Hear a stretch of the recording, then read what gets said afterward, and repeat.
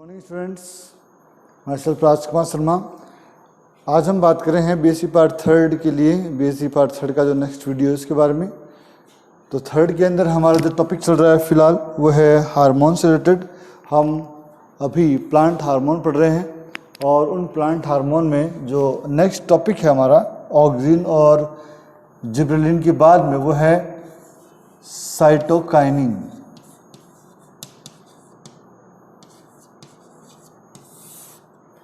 Cytokinin तीसरे प्रकार का जो हमारा टाइप है उसके बारे में हम बात करेंगे। साइटो वर्ड जो है वो सेल से है और काइनिन वर्ड काइनेसिस से है जिसका मतलब डिवीजन से है। तो हम ये कह सकते हैं कि cytokinin related to cell division, cell division से ये संबंधित हार्मोन है। सबसे पहले हम बात कर लेते हैं इसकी खोज के विषय में। खोज किसने की और किस प्रकार से की? डिस्कवरी।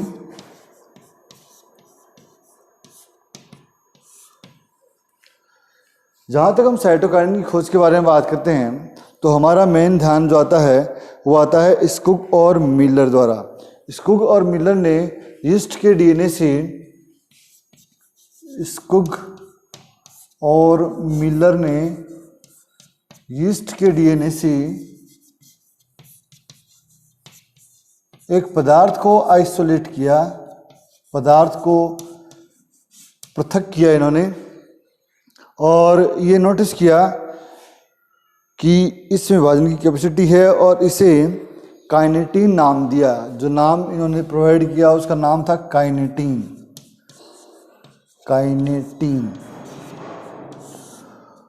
उसके बाद में लोथम नामक साइंटिस्ट हुए। लोथम नामक साइंटिस्ट ने इस काइनेटीन का ही नाम चेंज करके साइटोकाइनिन कर दिया। बेसिकली लोथम ने ये जो नाम दिया था साइटोकाइनिन,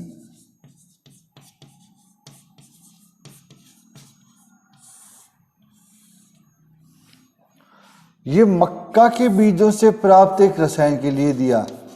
मक्का से प्राप्त रसायन उसके लिए दिया जिसकी नेचर ठीक वैसी ही थी जैसी यीस्ट के संदर्भ में प्राप्त रसायन की थी, और इन्होंने इसको अलग कर लिया और काइनेटीन को साइटोकाइनिन का, और इससे जो रसायन प्राप्त हुआ उसे इन्होंने एक अलग नाम दिया क्योंकि ये जियामेज है, हम जानते हैं।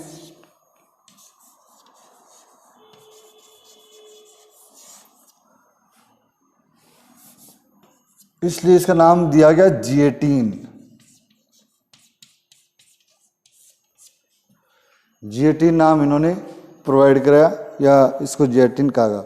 तो प्राकृतिक रूप से अगर हम देखें तो खोज के बारे में बताने का जो श्रेय है वो मिलर को, स्कुग को ज़रूर है, लेकिन इसको एक्सट्रैक्ट करने का जो क्रेडिट है वो लोथम को है और ये मक्का से प्राप्त किया गया। तो ये इसकी खोज के बारे में है। आपको यहाँ पर ये दो प्रमुख साइंटिस्ट याद रखने होंगे, very important. According to discovery of cytokinin, cytokinin basically related to cell division.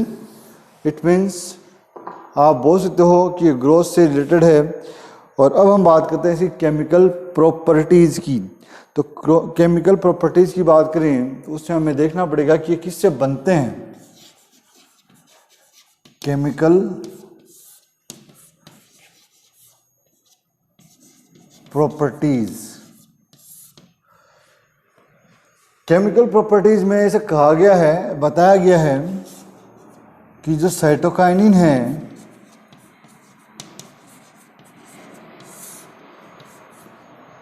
इनकी प्राप्ति न्यूक्लिक एसिड के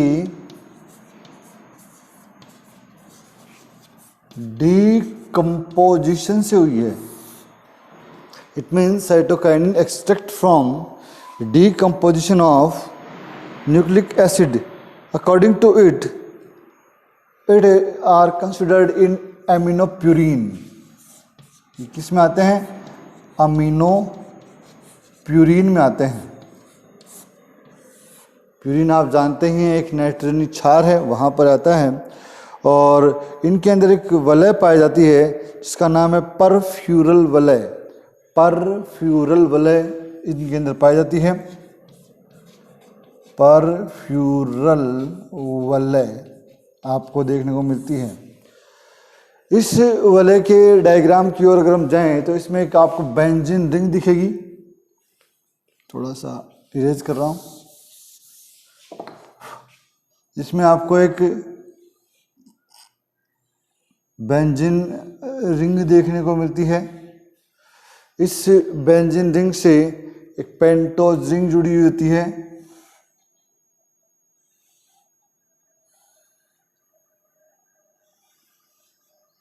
जिसके अंदर नाइट्रोजनी समूह है, नाइट्रोजन ग्रुप पाए जाते हैं। इसके अलावा यहाँ पर हमें एक और पेंटोज रिंग देखने को मिलती है जो इस रिंग से अटैच होती है। और इस रिंग का कनेक्शन जो है वो CH2 के द्वारा NH से होता है और NH इससे जुड़ा होता है। तो ये बेसिकली इसकी केमिकल स्ट्रक्चर है। यहाँ पर आपको बहुत सारे समूह देखने को मिल सकते हैं, depend on their chemical properties. और नाइट्रोजनी, चूँकि ये DNA का न्यूक्लिक अम्लों के अपघटन से बनी है तो इसके अंदर नाइट्रोजन होना नेसेसिटी है। नाइट्रोजन निश्चित रूप से इसके अंदर आपको देखने को मिलेगी। तो ये है DNA की साइटोकाइनिन की केमिकल स्ट्रक्चर। दोबारा रिवाइज कर दूं, it is made by decomposition of nucleic acid. Basically it considered in aminopurine. According to it have a specific ring which is called perfural ring. The structure given on board. आप देख सकते हैं किस प्रकार से है। तो पदार्थों के साइटोकाइनिन जो हैं बेसिकली अगर हम देखें तो कहाँ बनते हैं, ये एक बहुत इम्पॉर्टेंट क्वेश्चन है। किस जगह बनेंगे? कॉमन सेंस की बात है, साइटोकाइनिन इट मीन्स डिवीजन करने वाला हार्मोन। तो कहाँ बनने चाहिए? वहाँ बनने चाहिए जहाँ डिवीजन होता हो। डिवीजन कहाँ होता है? Basically in the meristematic reason. कहाँ होता है? मेरिस्टेमेटिक रीजन, मेरिस्टेमेटिक क्षेत्र में होता है। तो मेरिस्टेमेटिक क्षेत्र कौन कौन से होते हैं? सेम एंड रेम के अलावा अगर हम बात करें तो ये तो दो मेन है, इनके तो भूलने की जरूरत ही नहीं है, RAM और SAM। इसके अलावा आप डेवलपिंग एम्ब्रियो की बात कर सकते हैं, क्योंकि एम्ब्रियो अगर डेवलप होगा तो इसके अंदर डिवीजन कंटिन्यूसली होते रहेंगे। और डेवलपिंग फ्रूट की बात कर सकते हैं आप, अगर कोई फ्रूट बनेगा तब भी वहाँ पर डिवीजन होते रहते हैं। और अन्य पार्ट जहाँ डेवलपमेंट होता रहता है वहाँ भी ये बनते हैं। तो आप 3-4 नाम याद कर सकते हैं जिनमें RAM, RM root apical meristem, same root apical meristem and then embryo and fruit, ये आपको देखने को मिल सकते हैं। निर्माण के अगर मुख्य स्थान की बात करें कि बेसिकली बनता कहाँ है, मेनली कहाँ बनता है, तो ये जड़ों में बनता है। ये बहुत इंपॉर्टेंट क्वेश्चन है। देखो मेरिस्टेमेटिक रीजन में तो ये बनता है, ये तो हमने देख लिया, लेकिन मेनली कहाँ बनता है? अगर आपको मल्टी चॉइस क्वेश्चन मिलता है और उसमें 4 ऑप्शन मिलते हैं और उसमें एक ऑप्शन रूट वाला भी हो, तो ये मेनली प्रोड्यूस इन रूट। मुख्य रूप से कहाँ बनते हैं? ये रूट में बनते हैं। और उसके बाद में ये reach throughout in all plant. उसके बाद में ये पूरे पौधे के अंदर पहुंच जाते हैं या पहुंचते हैं। साइटोकाइनिन की अगर हम बात करें तो कोशिका द्रव्य में ये टीआरएनए के घटक का कार्य करते हैं। अगर कोशिका द्रव्य में है तो टीआरएनए के कंपोनेंट के रूप में भी ये कार्य करते हैं। जियाटिन किसी भी अन्य साइटोकाइनिन की अपेक्षा अधिक सक्रिय पाया जाता है। जो कि लोथम ने खोजा था उसके बारे में कहा गया है कि ये मोस्ट एक्टिव साइटोकाइनिन है और कोशिका द्रव्य में यदि ये है तो ये कंपोनेंट ऑफ टीआरएनए की भूमिका निभाते हैं।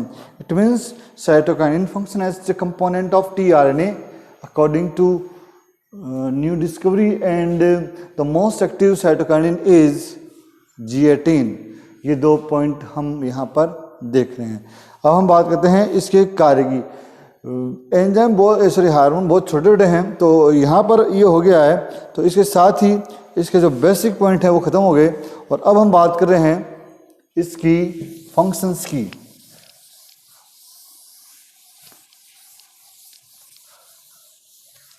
तो हम कार्य की बात कर लेते हैं।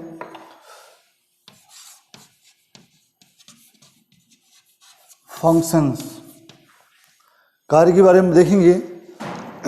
सॉरी।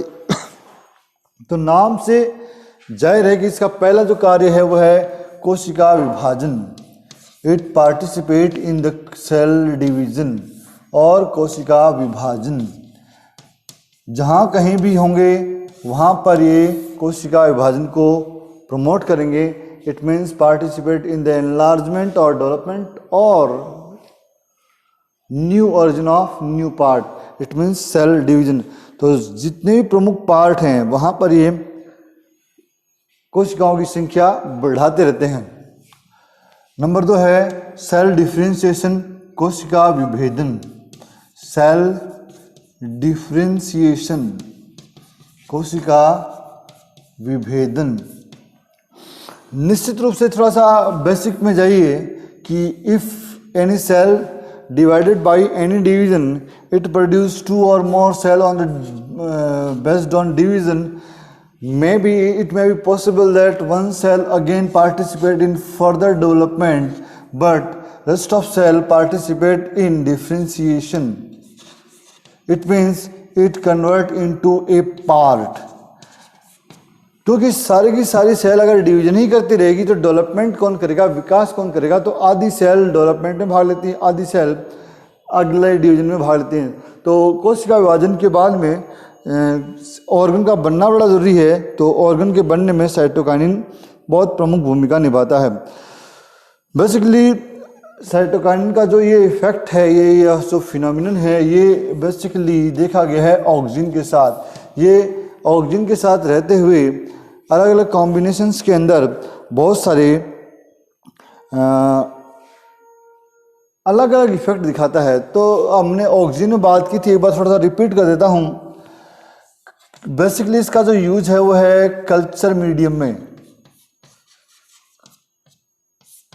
कल्चर मीडियम में क्या करते हैं कि जैसे एक पेट्री डिश ली हमने और इस पेट्री डिश में आप कोई भी एक सेल पुट करते हैं और बाद में देखते हैं कि इसके अंदर न्यू प्लांट बने, इसको हम सीडलिंग कहेंगे। It denoted as seedling. तो ऑब्वियसली यहाँ पर सूट बन रही है और यहाँ पर रूट बन रही है और दोनों बनते हैं। लेकिन अगर सूट ही बनानी हो तो क्या करना पड़ेगा, तो यहाँ पर हम ऑक्सीजन और साइटोकाइनिन का कॉम्बिनेशन लेंगे और केवल रूट ही बनानी है तो क्या करेंगे, यहाँ पर ऑक्सीजन और साइटोकाइनिन का कॉम्बिनेशन लेंगे। लेकिन अनुपात देखिए, यदि सूट बनानी है तो ऑक्सीजन कम होना चाहिए, यदि रूट कम बना रहे तो ऑक्सीजन ज़्यादा होना चाहिए। तो अगला वाला जो है इसका उल्टा हो जाएगा। ये अगर सूट का फॉर्मेशन हमें करना है तो ऑक्सीजन कम साइटोकाइनिन ज़्यादा, और रूट का फॉर्मेशन करना है तो ऑक्सीजन ज़्यादा और साइटोकाइनिन कम। ये हम देख सकते हैं। इसके अलावा ये प्रसुप्तावस्था को भंग करने में भी बड़ा इम्पोर्टेंट रोल निभाता है। It breaks seed dormancy. Third important point जो है वो है बीज प्रसुप्ता या प्रसुप्ता को नष्ट करने में। प्रसुप्तता को नष्ट करने में इसकी प्रमुख भूमिका है। बहुत सारे बीज ऐसे होते हैं जो निश्चित अवधि में जर्मिनेट नहीं होते हैं।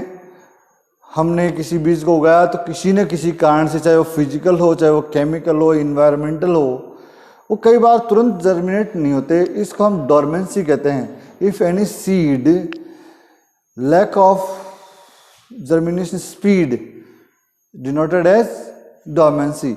तो आप यहाँ पर जब इनके ऊपर स्प्रे कर देंगे तो स्प्रे कर देने की वजह से इनकी डोरमेंसी क्या हो जाएगी, ख़त्म हो जाएगी।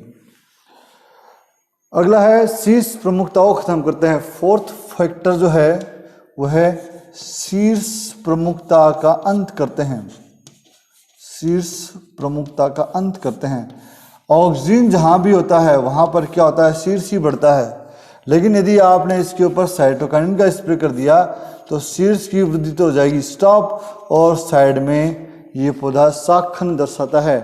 तो लास्ट टॉपिक में बात की, अगर आप कंटिन्यूस टॉपिक पढ़ रहे हैं, आप ध्यान दे पा रहे हैं, तो मैंने कहा था कि अगर किसी पौधे के ऊपरी भाग को काट दें तो साइड में जो पौधा है वो झाड़ीदार हो जाएगा। और उसका लॉजिक भी बताया था, ऊपरी भाग में काट देने से जो साइड में जो साइटोकाइनिन का प्रभाव है वो बढ़ जाएगा और पार्श्व शाखाएं बन जाएगी। तो पार्श्व शाखाओं को बनाने में साइटोकाइनिन की प्रमुख भूमिका है। ये हम स्प्रे के द्वारा भी कर सकते हैं या फिर हम इसकी ट्विग को हल्का सा ब्रेक करके भी कर सकते हैं। इसके अलावा भी बहुत सारे हैं, जैसे कि जीर्णता विलंबन, जीर्णता को भी ये बढ़ाता है, स्टॉप करता है।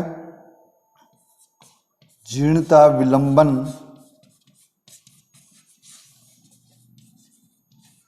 स्टॉप करने में कारगर है। जीर्णता का मतलब सेनिसेंस होता है। सेनिसेंस इट मीन्स कोई पदार्थ समय से पूर्व ही मर जाए तो उसको भी स्टॉप करता है। तो ये महत्वपूर्ण हमारे 5 उपयोग हुए, और आप चाहें तो अन्य भी हम कार्य कर सकते हैं। जैसे कि ये शॉर्ट डेपी प्लांट के अंदर जो दिन की अवधि है उसको कंट्रोल करते हैं, एक्सेट्रा एक्सेट्रा। तो हमने इस कैटेगरी में तीसरे हार्मोन की बात कर ली है, और आई थिंक आप इनको अच्छे देख रहे होंगे। अगर आप वीडियो अच्छा लगता हो तो कम से कम आप इसको लाइक ज़रूर करें, इसको प्रमोट करने की कोशिश करें, जिससे और भी अधिक स्टूडेंट को फ़ायदा हो। एग्ज़ाम होना निश्चित रूप से तय है, कब हो ये तय नहीं है, लेकिन होगा ज़रूर। इसीलिए सभी ध्यान दें कि हम इस वक्त जो कि अपने पास बड़ा इम्पोर्टेंट टाइम है उसमें अधिक से अधिक पढ़ें। आपका दिन सभी शुभ हो और आप कोरोना से बचे रहें, घर पे रहें और वीडियो को देखते रहें। धन्यवाद। Thank you so much.